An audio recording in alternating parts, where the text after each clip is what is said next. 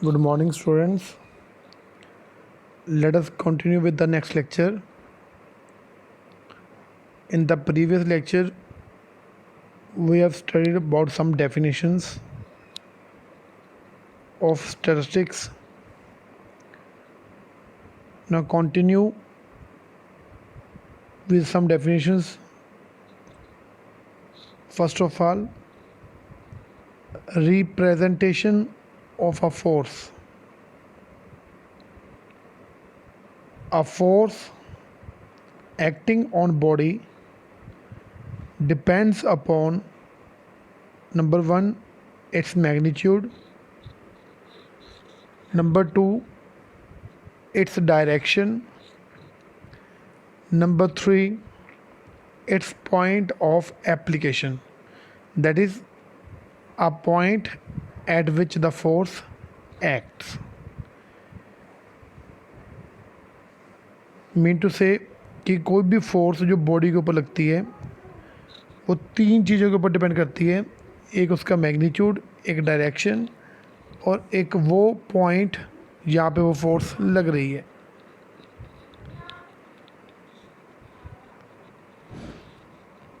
जैसे कि note mention किया है कि अ लाइन में represent a force in magnitude and direction but not it's line of action. यानी कि कोई भी जो लाइन है अगर वो किसी फोर्स को रिप्रेजेंट करती है तो सिर्फ उसके मैग्नीट्यूड और डायरेक्शन को रिप्रेजेंट करती है, उसके लाइन ऑफ एक्शन को नहीं। इसको समझने के लिए अगर हम एक लाइन ए बी लेते हैं जो किसी फोर्स एफ को रिप्रेजेंट कर रही है, उसके पैरेलल एक लाइन सी डी ड्रॉ करते हैं जो कि ए बी के बिल्कुल पैरेलल है, तो वो लाइन सी डी भी वही फोर्स एफ को ही रिप्रेजेंट करेगी। मीन टू से कि दोनों लाइन चाहे अलग अलग थी लेकिन वो सेम फोर्स एफ को रिप्रेजेंट कर रही हैं, क्योंकि एक लाइन एक फोर्स को उसके मैग्नीट्यूड और डायरेक्शन के हिसाब से रिप्रेजेंट करती है। नेक्स्ट आ गया इक्विलिब्रियम। पहले हमने डेफिनेशन पढ़ी थी इक्विलिब्रियम की, अब इसको थोड़ा सा डिटेल में देखते हैं। If two or more forces act on a body in such way that body continues its state of rest or uniform motion in a straight line, then they are said to be in equilibrium। यानी कि हम किसी body को equilibrium बोलेंगे अगर उस पर कम से कम दो या दो से ज़्यादा फोर्सेस लग रही हों, पर फिर भी वो जिस स्टेट में है, चाहे रेस्ट में है चाहे यूनिफॉर्म मोशन में है, एक स्ट्रेट लाइन के अंदर उसी स्टेट के अंदर रहे, तो वो क्या कहलाती है? Equilibrium. Now equilibrium of two forces are said to be in equilibrium if they are number one equal in magnitude, number two act along the same line, number three but in opposite directions। अगर एक body है वो equilibrium में कब होगी? जब उस पर लगने वाली दोनों फोर्सेस का मैग्नीट्यूड सेम होगा, एक लाइन में होगा बट ऑपोजिट डायरेक्शन में होगा। ये बिल्कुल सिमिलर इस चीज़ की है कि अगर हम किसी बॉडी को लेफ़्ट साइड से भी खींचें और राइट साइड से भी खींच लें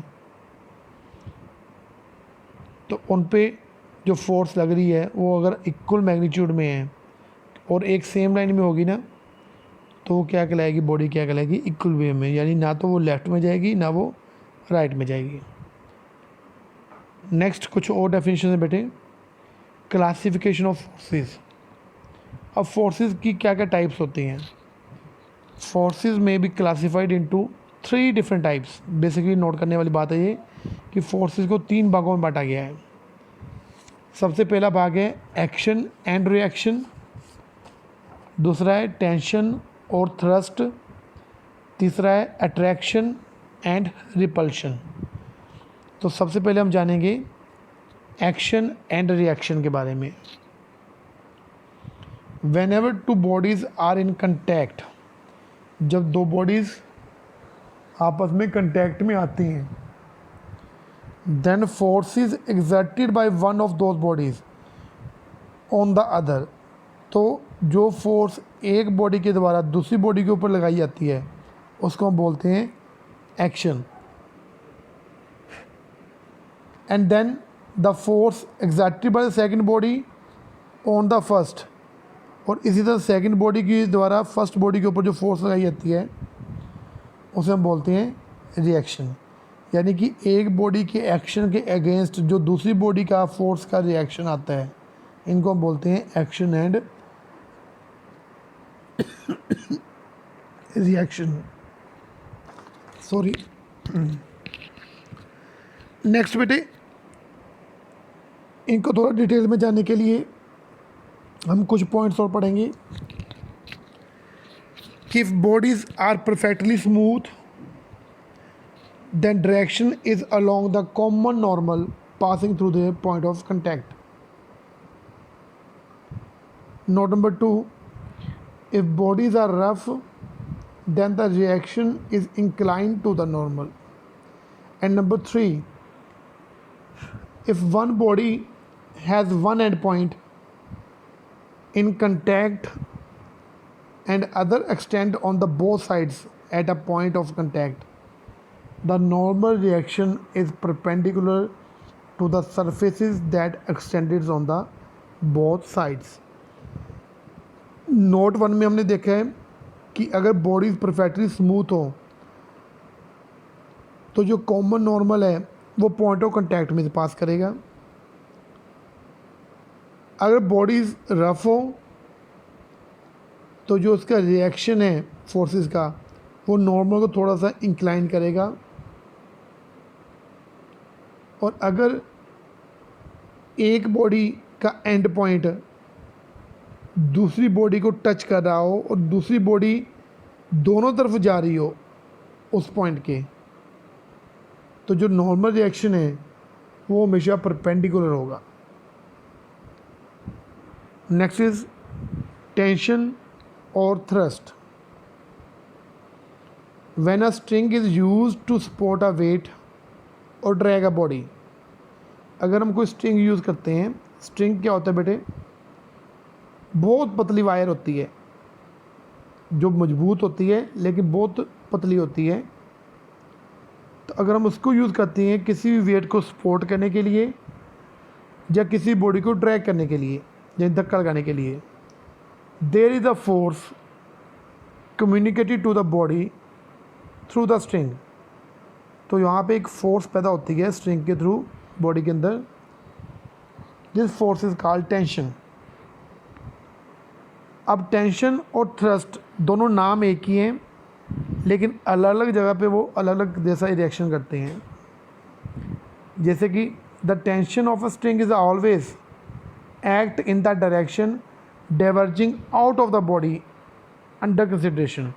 यानी अगर स्ट्रिंग के अंदर अगर हम टेंशन की बात करेंगे तो वो हमेशा बॉडी के बाहर की डायरेक्शन की तरफ होगी, और अगर हम थ्रस्ट की बात करते हैं तो the thrust always act in the direction converging to the body, तो वो थ्रस्ट हमेशा बॉडी की तरफ जाएगी। यानी कि हम फोर्स की बात कर रहे हैं जो टेंशन और थ्रस्ट के रूप में अप्लाई हो रही है बॉडी के ऊपर जब हम स्ट्रिंग को यूज़ कर रहे हैं।